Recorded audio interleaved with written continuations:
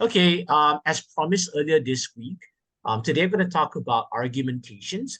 Now, while this class is supposed to be about how do you want to run argumentation and so on, a huge chunk of it is basically me telling you people what kind of problems you can use or what kind of questions that you can use to ask yourself, um, how do I flesh out my arguments? How do I actually figure out what to add within my argumentation? So I do think most of us already have the ability to run arguments. For example, last week we had a list of topics where I decided to ask, what is your opinion about these topics? And so it seems like most of you are able to figure out what is your position, what is your stance, and then you eventually decided to sort of like describe parts of it or explain the logic behind it. So you already have the core idea of what actually makes an argument in the first place.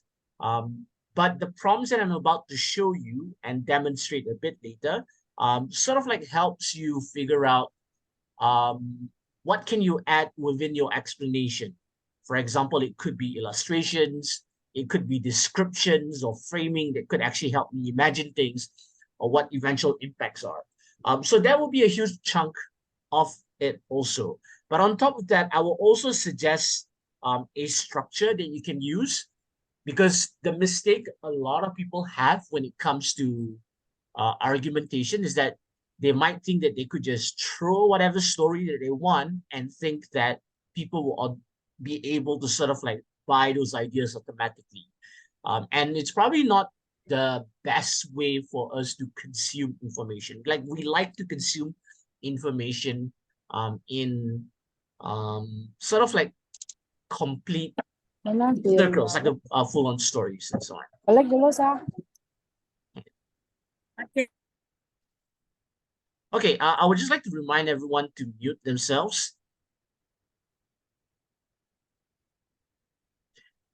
Okay, but before we get into argumentation, I just want to do a brief recap of what we covered over the past two sessions, especially since there are quite a number of people who were not around last week. So I'm just going to touch a bit. It's not going to cover every single thing that I talked about last week, but just a rough idea. And I do think that they're important.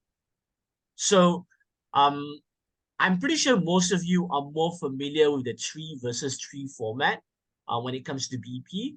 When it comes to the AP format, but when it comes to BP, it's not 3 versus 3, but it is a 2 versus 2 versus 2 versus 2, as in like there are 4 teams in a room. And from those 4 teams,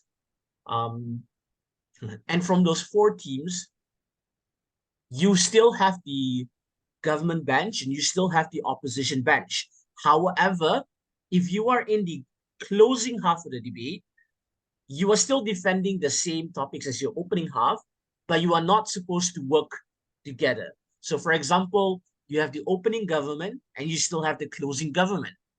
You are still both in the government bench, but the closing government needs to figure out a way to differentiate themselves from the opening half of the debate. You're not supposed to prep together. You are supposed to prep away from each other. And you have to figure out arguments on your own. So you only have an idea what does the opening half think about the motion when they speak in the debate. So you only have an idea of what they are running a bit later. And then you could also improve your arguments on top of that or add new arguments away from what they had built up and so on. All right, so Zul asked a question here. Can the closing half add onto the opening side's mechanism? I would say most of the time it is discouraged because opening half, their mechanism might still work. It doesn't require an additional line of it.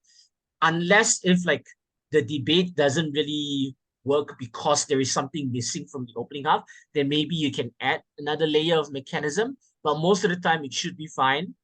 Only do it if you think that the debate isn't functional or the debate isn't productive from what opening half is already set up, that case. I would try my best to not veer the debate into something very different from what the opening half has to say, or else it might look as if that you are what we call knifing the opening half or backstabbing the opening half in this debate. And you don't want to look as if that you are trying to cheekily um, kick out opening half within the debate, because technically you are still on the same bench. It's just that you're not on the same team um, in this um, in this format. Okay, so there is a unique role in the VP format, and those are the members. So you have member of government and member of opposition. So this is what you might not have in the AP format, or most of you might not be familiar with this specific role. So you might be familiar that the prime minister is expected to provide the context of the debate, provide an argument. Deputy prime minister is supposed to back up the prime minister. The member of government, your job at the end of the day is to differentiate yourself from the opening half, and you have to provide an extension. So an extension is practically like an argument, but you are extending the debate. You are not running away from the debate, but you are having the debate that opening half had, but plus one. You have to differentiate yourself and bring in a new angle to the debate so that there is a reason for closing half to exist in the first place. So there are two types of extensions. You can go vertical, where you flesh out the arguments from the opening half. For example, if opening half didn't complete their arguments, you can come in and say, well, opening half had a great idea, but I don't think they fully described the argument, and I don't think the argument was brought to their full potential.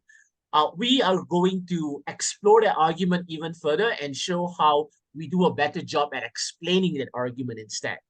So that is an example of how you could flesh out argument, or you could complete the analysis from opening half. Maybe opening half ran 5 different arguments, but they were only able to complete the first 2. But it turns out the last 3 arguments were way more important than the first 2. So what you could do is that you could complete the analysis coming from the opening half.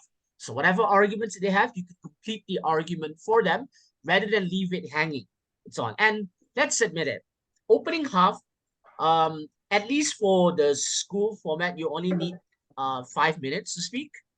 So you can only speak for 5 minutes. So there's only a limited amount of time that you could use to explain your argumentation. And I'm pretty sure they would leave behind certain things, even when it comes to the regular 7-minute format, especially for older students, like for example, those in Form 6 or in university, you would still have the ability to expand whatever arguments they have, because people only have very limited amount of time to explain their argumentation. The second way for you to actually provide an extension is, of course, to build completely new arguments, completely new analysis, and so on. So I think it is easier to bring in new arguments or new analysis because it's easier to credit something totally new. And if it's totally new and you are able to explain why it is important, then judges can see the distinction better. When it comes to vertical extensions, when you flesh out arguments, completing analysis, it's really easy for someone to come in and say that, well, we've already spoken about it. There's no difference between you and I in that sense. So you're not actually better than us. So in closing half, it requires a bit more skill and experience, to be honest, when it comes to doing the vertical extension. And I think it requires a bit of discipline, explicitly telling the judge, we are the ones who completed this argument. This is a very unique line of analysis that we contributed for the debate. So you do have to put yourself in the middle of the debate. You have to demand that level of attention just to remind people that the analysis that you gave is unique. It gives you a reason to exist. Because if you don't provide that, specific line of analysis, then you have no reason to exist. Then what's the point of judges giving you the highest score in that sense? And if you want them to actually give you the highest score, you need to start differentiating yourself. So when it comes to the BP format, Fulfilling roles is very important, especially when it comes to the member of government and member of opposition. Sometimes closing half may have really good speeches, really nice speeches. They may have flowery language, use metaphors or whatsoever, great public speakers. They might still lose the debate because whatever they say might still be what the opening half has already argued, but probably in a much more Sophisticated. in less sophisticated manner instead. But it would still get ahead because they did it first and it's unique, and there was no real point coming from closing half. So in closing half, you must give an extension. If you don't give an extension, it is really easy for judges to say that you are not unique, you didn't contribute anything in this debate, you didn't resolve anything. Why should I rank you above the opening half, even if I believe in you? So it's kind of like how, again, going back to the analogy of fast food that I used last week. If somebody opens up, you know, somebody opens up a fried chicken shop or a burger store, and they do it exactly like McDonald's, like one to one, pretty similar. Uh, but the problem is that McDonald's already has an established brand. So if you ask the average person who does not care for your existence and might not even want to give it a try, they might go for McDonald's because they don't know what's unique about you. And that is why within a single industry, you have different companies trying to differentiate themselves, even though you are selling the same thing. But you need a unique angle so that people will care about you. And if you don't do that and you stop all marketing to show why you are different from McDonald's, people will just go to McDonald's instead because they are familiar with it, and McDonald's came first. They are the first ones, first movers advantage. So this is why you need to provide a really good reason why you exist. Either you complete the analysis or bring new argumentation instead. It is very important that you don't also rehash the opening half. What I mean by rehash is by by repeating what the opening half has said. Because if you're going to repeat, then there's no point listening to you. So remember, closing half, you have, you must give an extension. No extension, hard to give you the win. Really hard. Okay. The second thing that we learned last week was burden identification, or figuring out what is your goal, what is your objective in that debate. So whenever you play a game, you need to know what is your objective. You want to play capture the flag, you need to know which flags are you capturing and bringing to your base. If you want to play like in Counter-Strike and you play as the terrorist, you need to learn that you are carrying the bomb and you have to plant it somewhere. Those are objectives within a game. The problem with a lot of younger debaters is that they just think that when it comes to debating, you just need to speak. You just need to come over and bring your arguments. But the reality is that sometimes your arguments might not work for the debate because you don't get your objective. You don't understand the objective. And debating is just like any other game, basketball, football, pool, whatever, Magic the Gathering, and so on. It is a competitive activity where you have to figure out an objective for you. You need to know what are your win conditions. In order for me to win a debate, I need to prove something. So for example, if the motion is this house would ban smoking, then my objective at the end of the day is to show all the horrible harms of smoking that eventually necessitates a ban. Then I could win the debate. Of course, a burden needs to be fair. You need a fair objective for yourself. You don't want to make it too hard for yourself. You don't need to prove that you are able to bring world peace. You don't need to prove that by banning smoking, everyone will be healthy. You don't need to do that. All you need to do is to show that it's harmful, that banning is probably the only answer for this instead. The objective needs to be fair for yourself. The objective needs to be fair for your opponents too. So these objectives in debating, they are normally called burdens. And when you answer your burden, that's where you are able to win the game of debating instead. So remember, debating is like any other game. There is an objective, figure out the objective, and that becomes your win con. And all your arguments should be angled towards that specific win con. Don't kick the ball into the wrong goal. That's what I'm saying. Figure out where exactly is the right goal and kick the ball into that. Debating is a game first. And let's play the game. Right. So how do you identify the burden? You identify it by your team position. For example, in the government bench, don't go all of a sudden, switch around your burden. Make sure that your burden is in line with what you are tasked with. Number two, you need to make sure that maybe you have the moral high ground. What I mean by the moral high ground is that maybe the burden sounds easier on your end if you are picking a specific objective. If you find it easier for you to defend that burden, then it will probably be the better debate for yourself. You need to also make sure that it is easy for you in a sense, but it also has to be fair for you and fair for the room. It's kind of like when you decide to play football, you don't all of a sudden change the rules in the middle of the game and say that I am able to have 20 people on the field instead. That's not fair for the other side. So on, it might not be fun in that sense. Or when you play like, I don't know, a game like, I don't know, Overwatch. Do people still play Overwatch? I don't know.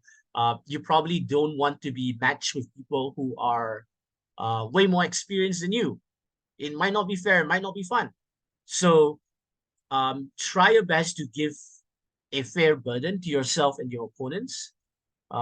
Make sure that it is a burden that is reasonable. So, for example, if the motion is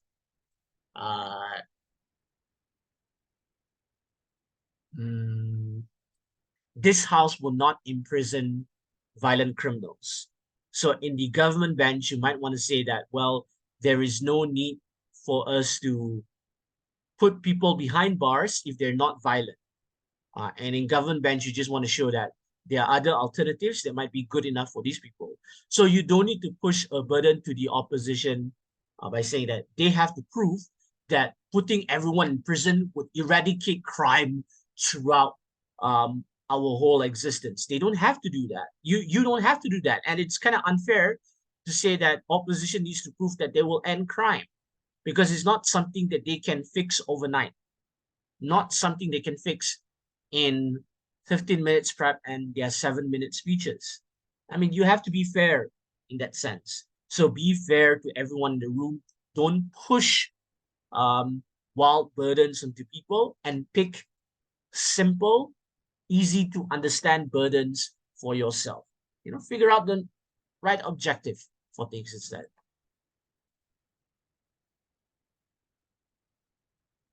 Okay, so there is an interesting question from Zul here. Does the closing half have the luxury to recharacterize the case, burden, stakeholders, or is that the only thing opening half can do? Yes, you can. You can recharacterize stuff.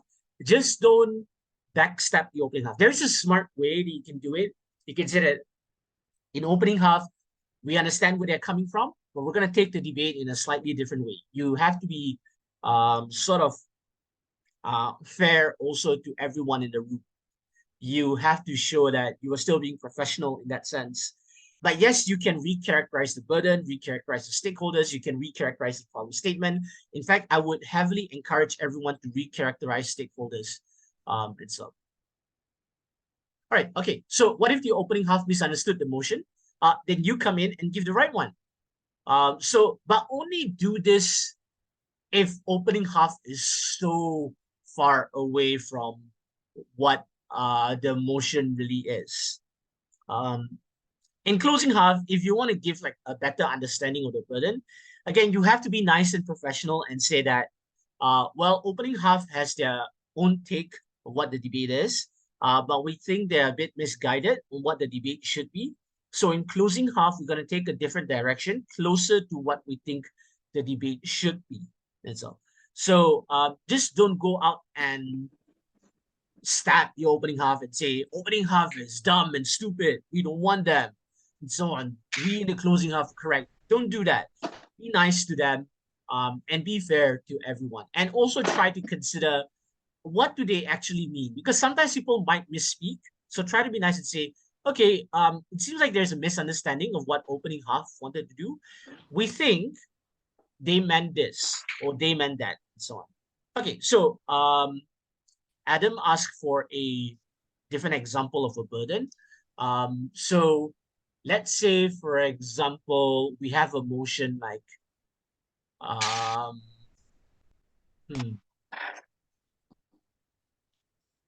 and I'm not so sure who exactly is making that noise. I'm going to mute that person. Okay.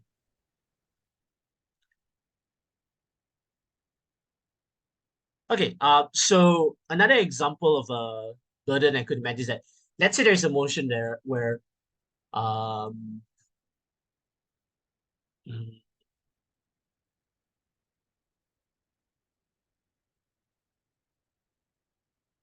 this house would provide quotas for this house will provide quotas in universities for families that have never participated in tertiary education. Okay? So in the government bench, your burden is simple. Is to say that these quotas could help people who have never entered university or whose family have never had anyone entering university in the first place. So that's your burden. You just need to prove that. You just need to prove that this is good for them. You just need to prove how it would improve their lives. You don't have to prove wild and crazy things like this would solve poverty. You don't have to prove large things where this would solve income inequality. No. All you have to say is that this would help different groups of people, and quotas are probably the way to do so. That's all you have to do. Simple as that.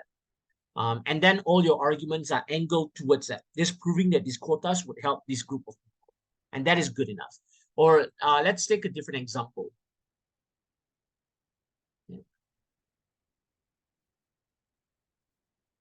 Okay, sorry. Ambrose had a different question that this doesn't cause a big harm to other candidates.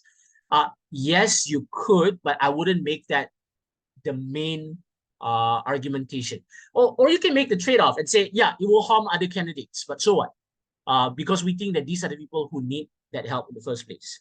They are the ones who need the priority. And a quota does not mean that these people don't have the opportunity to get into university at all, and so on.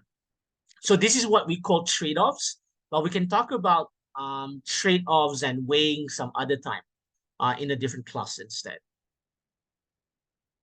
Okay, so here are some of the more common burdens where you might want to say that X causes more harm than good, or X is greater than Y, or X is the best way to solve problem Z. Like I mentioned earlier in the debate about quotas earlier, you might want to say that X is the best way to solve problem Z. Quotas are probably the best way to solve the lack of participation or the inability for people who were never born in well-to-do families to get into university in the first place. Or then you have X is good for the main stakeholder, or X is the morally right thing to do, and so on. These are some of the common burdens that you might encounter. It is not an exhaustive list. What I mean here is that these are not the only burdens you see. You'll see other burdens again out there in the future. However, these are some of the more common ones and the ones I think that it's easier for most people to understand instead. Okay, so let's move on to the core of today's lesson. And today I'm going to talk about argumentation. Now, the reason why I label this part so what, it's because it's sort of like related to how people tend to just argue without asking themselves, okay, so what? So what with this argumentation? So why should I care? And that is part and parcel of why younger debaters tend to have really thin argumentation. Okay, So I don't need everyone to sort of like participate and answer this question. What do you think makes a good argument and so on? I'm going to skip this part, but I'm going to tell you what I think makes a good argument. So I think there are two key ingredients when it comes to good argumentation. First is persuasiveness, and second is dependent on how easy it is to follow. So when it comes to persuasiveness, so this, let's admit it, is very reliant on the language they use, the vocabulary that you use, how you frame certain things, and I can't teach that overnight. And sometimes this requires, unfortunately, good English in that sense. And I can understand why some people might not immediately get it, and I'll admit it. Though I wouldn't say that. Yes, we can talk about, yes, pathos in that sense. So I just didn't want to use that technical language, pathos, logos, and so on. But yeah, persuasiveness requires, decent public speaking abilities, and I can't teach that overnight. But what I could recommend within a short period to help you people, improve quickly, is to figure out a way to make sure that your information is packaged in a way that is easy for us to follow. So the mistake that people have when it comes to debating is that they might think that it's similar to public speaking in the sense that, well, you could take the time to actually explain everything in a very long-winded manner. Well, they think that because they saw a really smart movie that forces people to think when they go back home, they think that they could also present their arguments in that manner. But the difference between, public speaking and movies, or whatever other forms of entertainment with what we are doing here when it comes to debating, is that all of the other things that we mentioned earlier in that first category, those are things that requires time for us to consume, or it invites us to think when we listen to them. Now, there's nothing wrong with that, but when it comes to public speaking, so when it comes to debating, remember, it is a game that you want to win as quickly as possible. So you need people to consume that information as quickly as possible, to understand immediately what you have to say. So sometimes you might have to simplify it a lot. Sometimes you have to use like very simple English in order for you to get the point across in that sense. And an easy way for you to do that is to actually have some kind of structure.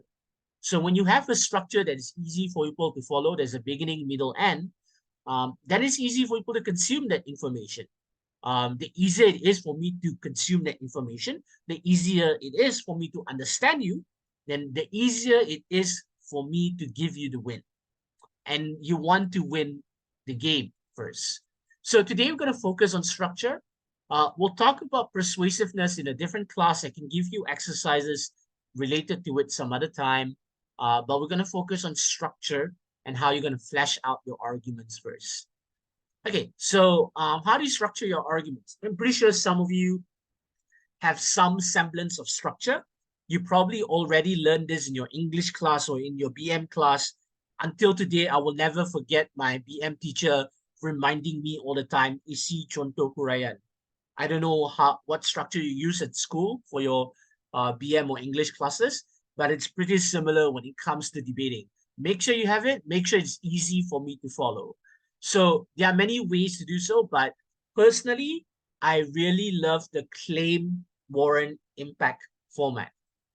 It has worked for me throughout my debating career, and I'm pretty sure it can work for you to figure out what is your claim, what is your argument, what is your warrant, basically the logic behind things, or how do things look like, and the impact, as in like, why should we care about whatever you're trying to argue in that sense. Okay, so here's a brief explanation of all these components here. So the first one is claim. A claim is basically what you're trying to prove. So for example, you're trying to prove that smoking is really harmful, that it necessitates a ban. Then you might want to provide certain claims that are related to it. For example, smoking causes lung cancer, or smoking is quite addictive in that sense. You might want to say that addictions from smoking might be irrational for a lot of people, that they cannot rationalize through this kind of things, and they aren't able to see the long-term harm for things. So that is an example of a claim. Of course, there is a tinge of logic behind that. The next part is warrants. So warrants are the reasons behind your claim. So you can further illustrate it, provide evidence, and so on. So this is where I would encourage everyone to personally ask themselves, what does this look like? Because if you could describe something well, you would also be able to describe the logic behind it. So figure out what are some of the observations that you have, and then you can explain why is it important for us to care about this? Why should we care about this level of addictiveness? Some people might say that, well, as long as it keeps them happy, so why not? So then you have to explain why it's important that we need to take into account things like addictiveness. Is it because when someone is addicted, they are not able to rationalize things? Is it because when they are addicted, they know the harms of something, but they want to fulfill their cravings at that moment, that they wouldn't actually rationalize through things? Probably because it's an addictive substance. Every tiny trigger that exists surrounding it would push them towards smoking again. Someone who might be addicted to cigarettes might see their friends smoking. Maybe their friends know how to cope with it, but if they're addicted, they might not know how to. They might, watch people in television smoking. They watch advertising on it. I mean, there's a reason why we ban advertising on smoking. It's because those are very simple triggers that could make you want to go back to smoking and make it really hard for you to quit in the first place. So we can't exactly let people run away with personal responsibility here. We need to eventually figure out a way to make sure that these people don't have a reason to justify themselves. Because these are very simple triggers. When they see someone really cool on television smoking, they want to be associated with that cool, and they are already addicted to cigarettes in that sense. Okay, so that is an example of a warrant from it. And then you could go down with your impacts. You could talk about what are the results of this, why our benefits from all of this way more significant. Give a reason for people to care about in that sense. So you are here not to just present your arguments, but you need to give people a reason to care. I'm pretty sure you've been in situations where someone might give you a long list of arguments why you shouldn't do something, but you might not care. You don't care about it because there's something else that you care. So this is the part that a lot of debaters kind of forgot, that people can just not care about things. So you have to give them a reason to care. And let's admit it, there are a lot of judges out there who probably don't care. And the only reason why I'm going to listen to your arguments after this is probably because I am paid to do this. I am presenting, and I have all the incentive to make sure that you people do well at these tournaments. But you might meet a judge who just cares about lunch. It's 11 o'clock. It's round 2. They're tired. They're thinking about lunch. Or like, it's last round for the day. They want to go home. Do you think they really care about most of your argumentation? So they might not care. So, it's not perfect, but you have to give them a reason to care about things. It's not perfect, but it is helpful. Okay. I sort of like already explained this just now, but let's move on to the next part. Okay, so let's take a look at certain examples. I think I've explained this example to some students in a different session, but that's okay. I'll just go through this quickly. Okay, so what you see on screen here is not perfect, but it at least gives a structure for people to follow through. So this house believes that teachers should discourage students from relying on AI. Okay, so here are so here's my argument here. So we believe that being too dependent on AI is bad for learning. There's several reasons to this. Number one, using AI to write essays will mean students won't learn how to research and construct new ideas using the information. Okay, so this is not perfect, but let me try to sort of like flesh it out by painting, how does it look like? So when you use AI, when you use something like ChatGPT, and when you type things out, the AI is going to look for things in their database and then combine it for you and present the essay in front of you. But students wouldn't get the joy of researching and constructing these ideas. So you wouldn't have students going through the internet, looking for things, reading up on these topics, and maybe falling in love with this kind of topics instead. You won't have students trying to mash things together using their own critical thinking skills and see what exactly works, what exactly doesn't work, or they might not actually fall down a rabbit hole of the topic that they are reading through, and they wouldn't learn more about the topic because all they constructed within their essay is something that the AI found. And the AI doesn't understand. The AI can teach you how to appreciate on a certain topic, like, for example, the different kinds of noodles and pastas or etc. And you will only enjoy and learn about all of that if you yourself take the time to research and construct these ideas with that information. And if students don't take that opportunity, they will never learn how to do so. The AI does it for them, and all the student does is just editing to suit the assignment given. But an assignment given by a teacher is more than just the product. It is also about the learning process of them figuring out all this information and learning about the world and putting together information that they found from books or from Wikipedia or from Google or whatever they learn in the different blogs of um, articles and so on. So what is the impact of this? And why should we care about this? Because students won't learn how to look up information. There will be a time where they have to look up for something and the AI might not be able to provide the right answers because the AI is very dependent on certain databases that might be obsolete. For example, ChatGPT is only up till 2021. So students don't know where to get that information. And there will be a time where students need to be quite professional and actually cite studies or cite the books that they've read. And they won't be able to do this because they don't have the experience on how to research and construct these new ideas. And also because the AI does it for them, they will never fall in love with the material. They will not retain the knowledge they obtain. They will not go through the pages that are related to that information, and they won't actually remember it because they don't have that specific experience within them. Sorry, Esther, can you mute yourself? Okay, so the point is that there is a structure to this. So it's kind of like how when you tell a story, there's a plot for it. The same case when it comes to debating. You start with your claim, and you get into the logic and the visual side of things. Tell them how do things look like and so on. And then you can tell the impact. Why should we care? Why should I care? Do you really want a world where students don't remember stuff because computers do it for them? That they don't care about the information that they're looking up? That they don't retain a lot of this information? Take a look at how Google has decimated our memory.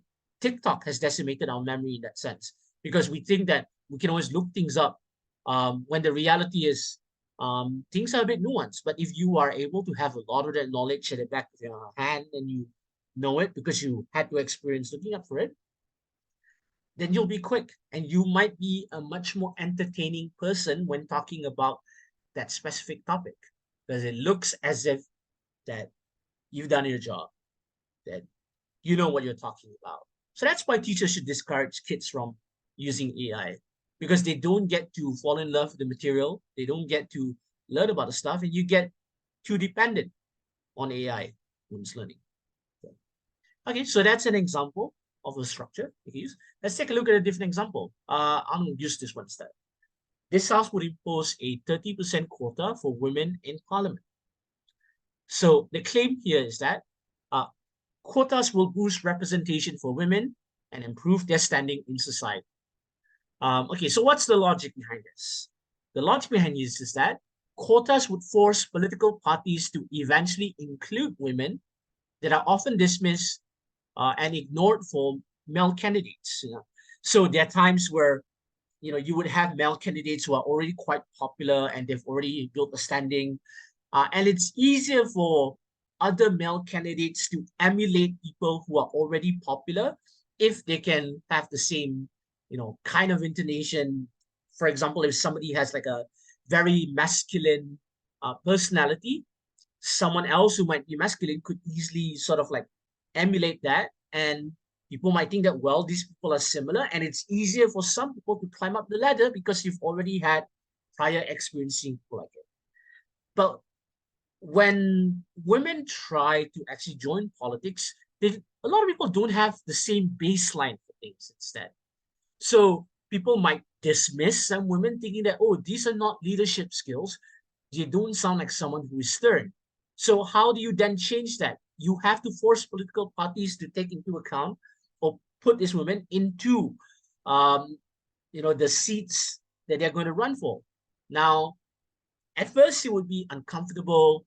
At first it will be controversial because you have to push out certain male candidates and so on. But then it will become natural when women are given the chance, because you normalize the idea that women are in these positions, that they can also become leaders, that you already have a template of how does a female leader look like in the end. And you get rid of that inherent bias that you have about how leaders are supposed to act, because you get to see them fulfilling these quotas and actually carrying out their job. We don't have enough numbers for that in the first place. Right? So that's the logic behind all of this. What is the impact from this instead? So the impact here is that now that we impose this 30% quota, and now there's a guaranteed path for women to be in parliament, all of a sudden women have the opportunity to shine. All of a sudden, we create new ideas of what leadership could be and should be instead. And here's the thing. When it comes to men talking for people, they're talking from a very limited experience. They have certain blind spots they might not understand. Like, I personally don't understand period pain. I personally don't understand maternity leaves, because I'm not going to be pregnant and I'm not going to deliver a child. I don't understand this kind of things. There's a lot of things that I could only talk from my perspective, and only women could highlight their perspectives. But a government is not just for men. A government at the end of the day is for everyone within the country. So sometimes we have to write laws that affect everyone. And it's kind of unfair to tell men who don't understand something as simple as period pain to write laws surrounding it. But if women are able to write laws surrounding the problems that they actually experience, it would improve the lives of women. And these kind of issues have been ignored for so long because of the blind spots that men have. Maybe in some places where you have, for example, in some countries where you have a lot of female politicians, they will propose things like leaves for period pains on certain period days. Men would probably not even think of doing that in the first place unless they've had people telling them this kind of things and they understood it. But we can only do these kind of things if the people who have these specific perspectives are able to voice out certain things. And a quota is probably the only way that we can force men to listen to these women about very specific problems that they have no perspective of. And then the government will be fair for everyone. So most of us would receive that benefit. And that's a really good reason for us to care in the end. Okay, so that is a complete argument with a claim, your warrant, your impact. It's a full circle here. And I would love to see that a bit later. Claim, warrant, impact within our exercises. Okay, now, always try to link back your arguments to your burdens. Remember, debating is like any other game. You have to fulfill the objectives. Fulfill the burdens, then you'll have an easier way. So you don't get distracted by everything else. For example, when you play football, if you are so busy with trying to do bicycle kicks or having ball possession for 60% of the game or 70% of the game that you forgot to score, you're still not winning. You have to do the same thing when it comes to debating. You have to figure out your burdens, your objectives, and you have to win through that. Make sure that you figure out your win condition for the game.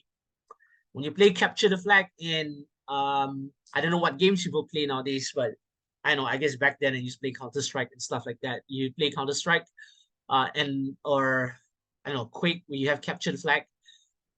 Yes, you can shoot other people in a game, but if you are able to maintain or control your flag within a certain period of time, you still win. The same case here. You don't have to win every single thing. You don't have, in a debate about smoking, you don't have to say that everyone will be healthy. You don't need to do that. All you have to do is that, here are the bad stuff about smoking that necessitates a ban. That's good enough. You don't have to win the world. You just have to figure out your burden and argue towards that instead. Okay, so here are some prompts that could help with your argumentation. When you figure out your claim, ask yourself, why is this important? What does this look like? And I think this is a really underrated part of things because it's kind of hard for a lot of people to imagine things, the same things as you. I like this example here when it comes to fencing, because that's a perfect example of how people might have very different ideas of fencing. Because if I say the word fencing, I might have imagined literal fences in front of my house, like a fence, literal metal fence. But to someone else who's interested in sports, they might imagine fencing to be this instead. Whatever you see on screen here, two guys in weird outfits from a different century pointing swords at each other. So the point is that the more you describe something, the easier it is for me to imagine things. We don't have visual guides in debating. All we have are our words and our ability to convince them through our words. So we should try our best to describe things. Even when it comes to something as mundane like AI just now, I took the time to describe how does, looking for information look like. There's a reason why I decided to use the example of people looking up pastas and noodles earlier. Because if I were to just say look up information, you're not imagining things with me. So you have to get the judge to imagine things with you.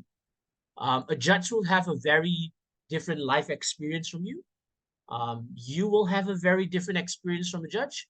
So you have to come together and provide them an image. And if you cannot put up a PowerPoint slide in front of a judge, the easiest thing for you to do is to describe things within your argumentation. Thirdly, tell me, why should I care? Why should we care? If you don't give me a reason to care, no matter how good your argumentations are, yes, technically you're supposed to win, but if the judges don't care, then you're in trouble. So give the judges a reason to care about things. It's that. Okay. Other things you could do, this is a bit more complicated, but I'll just go through them again. Figure out impacts. What happens if you follow through your argumentation? What happens if you don't follow through your argumentation? For example, what happens if we still let students to be reliant on AI? How does the world look like? Will it create a world that's really boring because students just key in things in the AI and take things out immediately, that they don't find the joy in looking for that information and they are not able to explain them in casual conversation? Will it just turn essays into just another product that they don't care about? They just do it to submit. I mean, if you were to build something on your own, it's kind of like the IKEA effect, where people enjoy building furnitures themselves.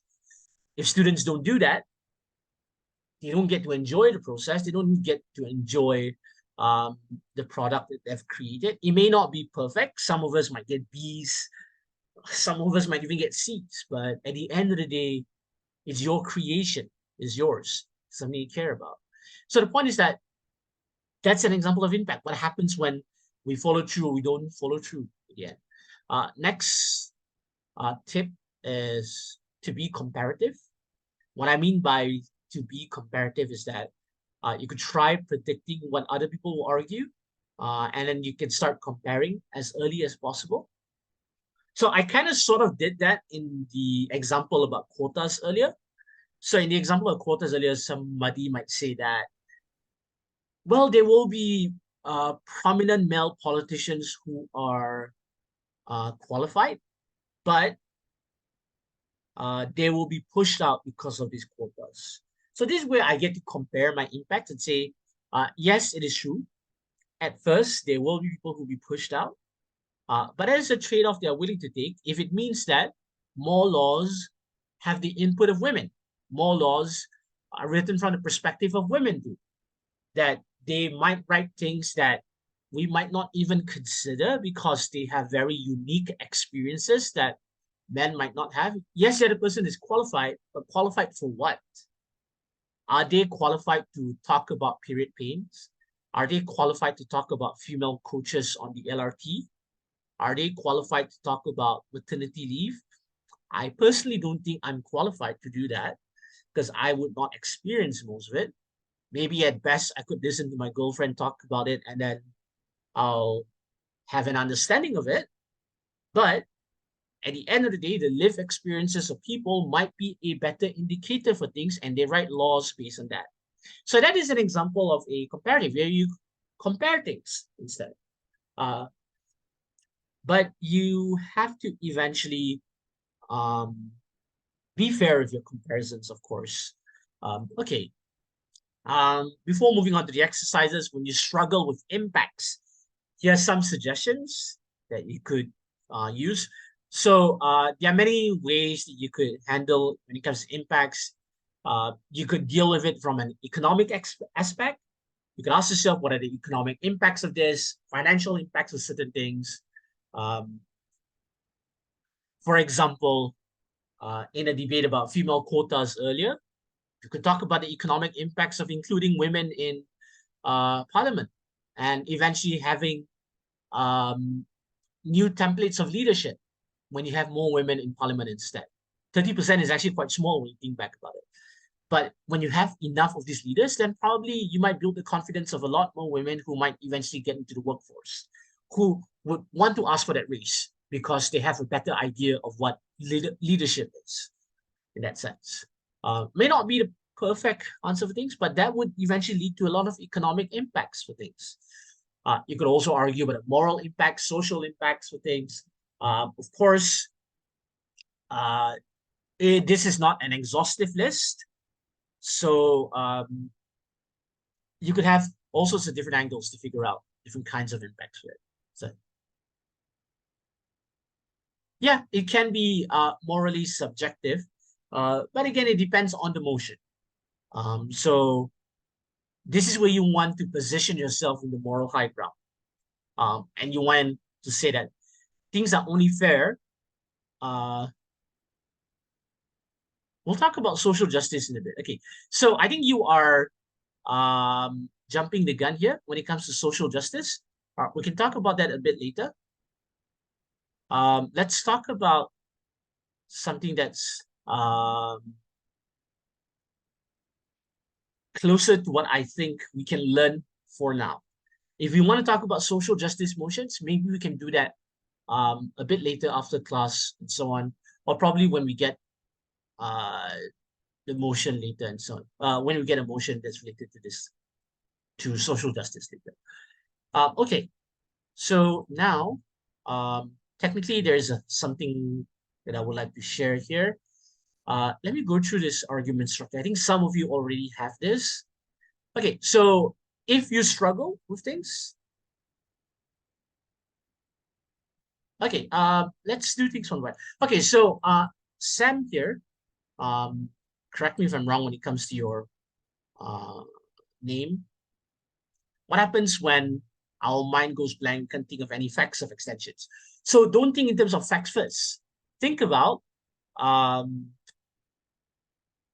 what kind of principles or arguments that you could run. So this is why I would always encourage people to ask themselves, what do certain things look like? Like going back to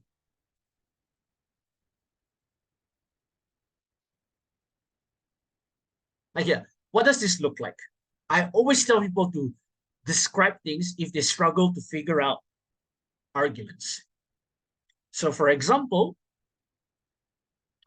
if you spend the time to talk about how does it look like, what does it look like when you have more women in parliament? So then the image goes into your head. There are more people, more women, and then what do they do in parliament? You start imagining from that. They probably talk about laws. What happens when women talk about laws also? Will they include their perspective? Will they include their world? And so on. So the more you describe things in the motion, the easier it is for you to figure out arguments. Facts are there to help service the argument. Yes, you could use facts as the argument, but that requires a lot of reading, a lot of memorization, and so on, which you technically can use. But if you rely on that too much, that's where your mind goes blank when you have new topics. So what's better for you to do is to figure out, the rough argumentations around things, and then use the facts that you know. Don't use what you know first, or else it might not fit the debate straight away. You have to figure out what are the core principles, what are some of the moral arguments that they include in that. And I think this is where people need to understand that when it comes to competitive debating, you have to admit that it is not a fact-searching tool. We have to admit that. It is not a tool to determine who is the wrongest person in the room when it comes to reality. No, it's not. At the end of the day, it is a game on opinions. And at the end of the day, you are defending something that could be quite subjective in some sense. And you have to understand that the people who win debates are not technically 100% right about everything all the time. It just means that they won the game. There is a game to be played, and they won it by doing the right things. Even it. I think we need to understand that. The reality about competitive debating. Okay, let's talk about argument structure first, or this paper here. I'm going to share this with everyone. Please make a copy for yourself.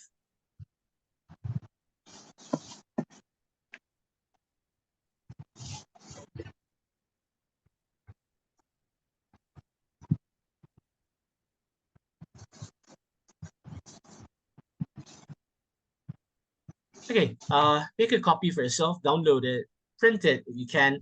So yeah, whenever you're stuck and you struggle with your structure or whatever, do this instead. Fill this up instead. That will be quite helpful. You can have your comparatives, you can make your linkage or whatever. Linkage is really important. This is how you fulfill your burdens at the end of the day. I would love to see more of that later. Okay. All right. So for now, let's take a 5 to 10 minute break-ish. There was a lot of information. So we're gonna have our guided practice right after this. If you have any questions, feel free to ask in the chat. I'm more than happy to answer. All right. For now, let's go for a break. Grab a drink, whatever. Okay. Thank you.